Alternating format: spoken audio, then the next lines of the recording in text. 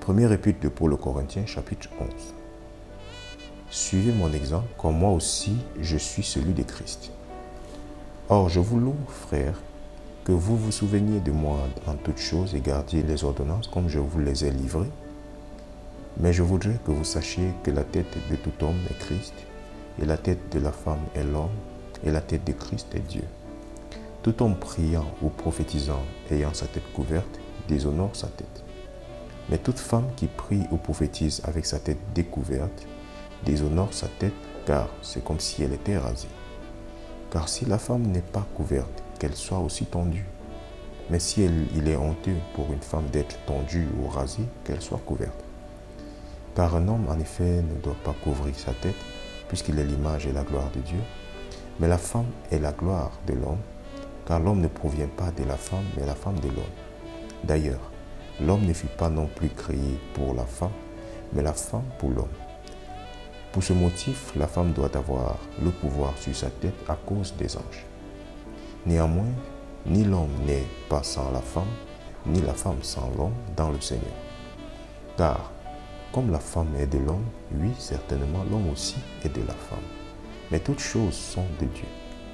Jugez en vous-même. Est-il convenable qu'une femme prie Dieu la tête découverte? La nature elle-même ne vous enseigne-t-elle pas que si un homme a de longs cheveux, c'est une honte pour lui? Mais si une femme a de longs cheveux, c'est une gloire pour elle, car sa chevelure lui est donnée pour la couvrir. Mais si quelqu'un semble être contentieux, nous n'avons pas une telle coutume, ni les églises de Dieu.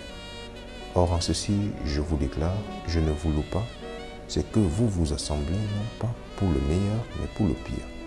Car tout d'abord, lorsque vous vous assemblez dans l'église, j'apprends qu'il y a des divisions parmi vous, et je le crois en partie.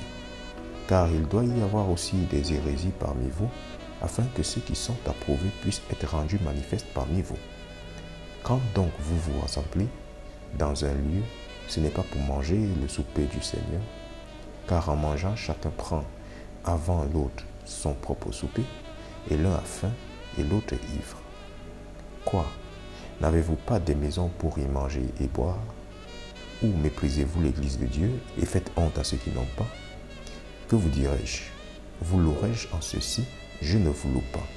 Car j'ai reçu du Seigneur ce qu'aussi je vous ai livré, que le Seigneur Jésus, la nuit même en laquelle il fut trahi, prit du pain, et lorsqu'il eut remercié, il le rompit et dit, prenez, mangez, ceci est mon corps, lequel est rompu pour vous, faites ceci en mémoire de moi. De la même manière aussi, il prit la coupe lorsqu'il eut soupé, disant, cette coupe est le Nouveau Testament en mon sang, faites ceci aussi souvent que vous la boirez en mémoire de moi.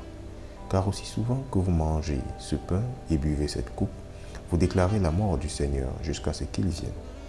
C'est pourquoi quiconque mangera ce pain et boira cette coupe du Seigneur indignement sera coupable du corps et du sang du Seigneur. Mais que chaque homme s'examine lui-même et qu'ainsi il mange de ce pain et boive de cette coupe. Car celui qui mange et qui boit indignement mange et boit sa damnation, ne discernant pas le corps du Seigneur. C'est pour ce motif que beaucoup sont faibles et maladifs parmi vous, et que beaucoup dorment. Car si nous jugions nous-mêmes, nous ne serions pas jugés. Mais lorsque nous sommes jugés, nous sommes châtiés par le Seigneur afin que nous ne soyons pas condamnés avec le monde.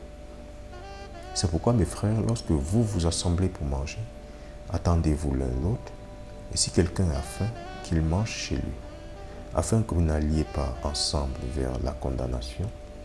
Et quant au reste, je le réglerai quand je serai arrivé.